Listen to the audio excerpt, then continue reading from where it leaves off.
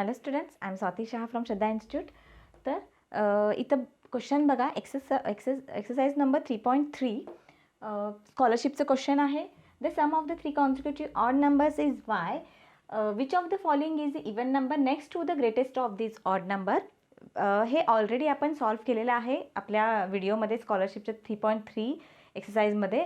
But एक आपले जे सबस्क्रायबर आहेत त्यांनी म्हणले होते त्यातलं त्यांना वाटते की ते चुकले आन्सर. तर आपण त्याला त्यांनी म्हणलेलं लॉजिक पण यूज करूया आणि मी जे सॉल्व्ह केलं होतं ते पण लॉजिक का ते बरोबर झालं ते पण मी तुम्हाला एक्सप्लेन करते.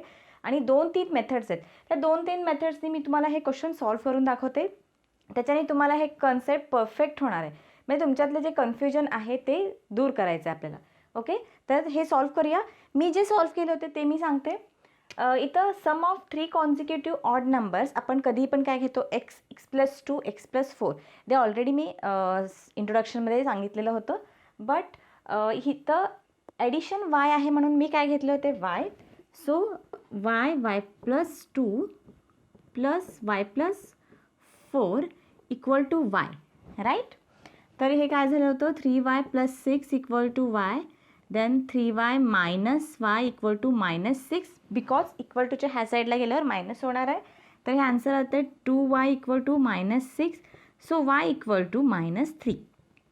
ओके, मी काय लॉजिक यूज केलं होतं तिकडे. -3 is the first odd number. तर next 3 odd number, sum of 3 consecutive odd number आहे. कॉन्सिक्युटिव्ह म्हणजे सलग जे नंबर्स एकानंतर एक येतात. सो -3 नंतर काय येणार होतं, -3 -5 -7. I take these 3 numbers. मग त्यांनी काय म्हणलं होते पुढचा question, the sum of 3 consecutive odd number is y. Which of the following is even number next to the greatest of these odd number. आता हे कॉन्सिक्युटिव्ह ऑड नंबर आहे. तर ग्रेटेस्ट, आता ह्याच्यात ग्रेटेस्ट नंबर आहे -3. तर -3चं नेक्स्ट हे greater number आहे. नेक्स्ट इवन नंबर येते -2. मी हे कन्सिडर करून मी काय केलं होतं, हे जे -3 आहे ह्याच्यात जर आपण फोर्थमध्ये पुट केलो, ओके, फोर्थ ऑप्शनमध्ये -3 y = आले -3/3 + 3. सो आन्सर बघा काय येतं आहे, -1 + 3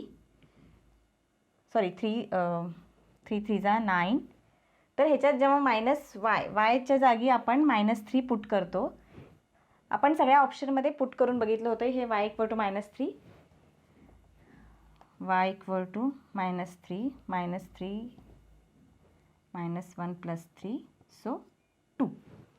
तर हे असं कन्सिडर करून ते मी तुम्हाला शिकवलं होतं. बट हे लॉजिक तिथं यूज झालं होतं आपलं.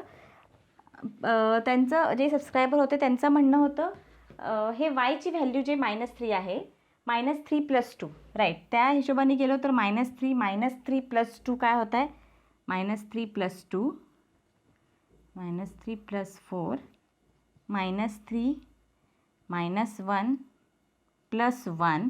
नेक्स्ट ऑड नंबर येत आहे 2, राईट. हे फक्त ठेवताना मी -3 -5 -7 घेतले होते. 2 जर येतं आपण -3 ह्याच्यात पुट केलो तर आन्सर 2 येणार आहे. तर हे लॉजिक सांगितलं होतं. आणि तुम्ही जे म्हणला होता, तुम्ही जर व्हिडिओ बघत असेल तर तुम्ही समजून घ्या. हे लॉजिक इथं आपण यूज करून 2 आन्सर इथं येणार आहे. तर तुमचं कन्सेप्ट तुमचं जे क्लिअर झालं असेल तर बघून घ्या. अजून एक ह्याचं मेथड आहे, ते पण मेथड मी सांगते. ते पण खूप इझी आहे, त्याच्याने पण तुमचं कन्सेप्ट क्लिअर होणार आहे.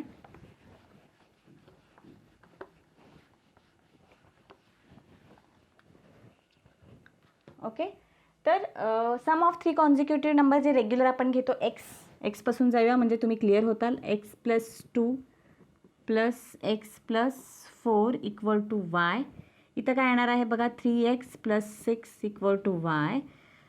So 3x = y - 6. So x = y - 6/3.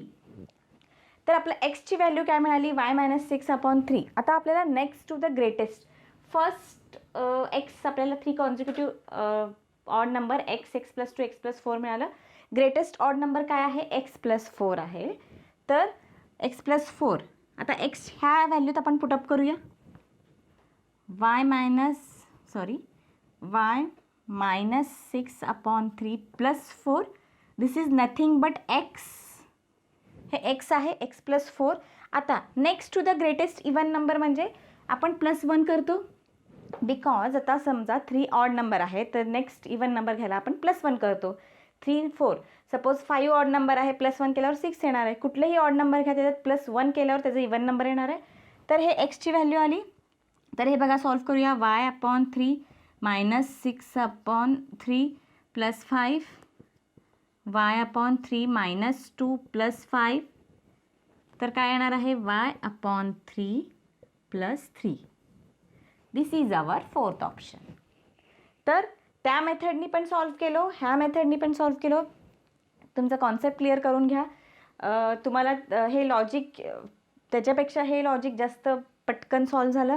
आणि तुम्ही जे मी सांगितलं होतं ते मगाशी आपण डिस्कस केलं, त्या लॉजिकनी पण आपण करू शकतो. म्हणजे त्या 2-3 मेथडनी कसंही जावा, ते आन्सर आपलं येणार आहे y/3 + 3. ओके. आय होप जे तुम्ही कमेंट केला होता तुमचं क्लिअर झालं असेल. म्हणजे हे कन्सेप्ट जे आहे तुमचं क्लिअर झालं असेल. अजूनही तुम्हाला ह्याच्यात काय अंडरस्टँड होत नसेल, म्हणजे काही प्रॉब्लेम असेल तरी तुम्ही सांगू शकता. हे झालं आपलं एक्सरसाइज 3.3 मधलं, जे थोडंसं एक सबस्क्रायबरला आपलं त्यांना लॉजिक चुकीचं वाटलं, त्याच्यावर मी हे परत व्हिडिओ केले. तर नक्की हे तुम्हाला आता मोर कन्सेप्ट क्लिअर झाला असेल तर बघून घ्या आणि अंडरस्टँड करून घ्या. आता हे जे कॉन्सिक्युटिव्ह नंबर्स आहेत, ह्या टाईपचे क्वेश्चन कन्फ्युजिंग होऊ नये म्हणून आपण काय करणार आहे, अजून कॉन्सिक्युटिव्ह नंबर्सचे भरपूर क्वेश्चन सॉल्व करणार आहे विथ द ट्रिक्स. वेदिक मॅथ्सचे ट्रिक्स पण त्यात यूज करणार आहे आणि हे रेग्युलर मेथड पण यूज करणार आहे. तर ह्याच्यानंतर आपण पुढच्या व्हिडिओमध्ये जे पुढच्या सेशनमध्ये बघणार आहे ह्याचे व्हिडिओज. तर हे नक्की हे बघून घ्या. कन्सेप्ट क्लिअर झाला असेल तर आपण बघूया नेक्स्ट पार्ट.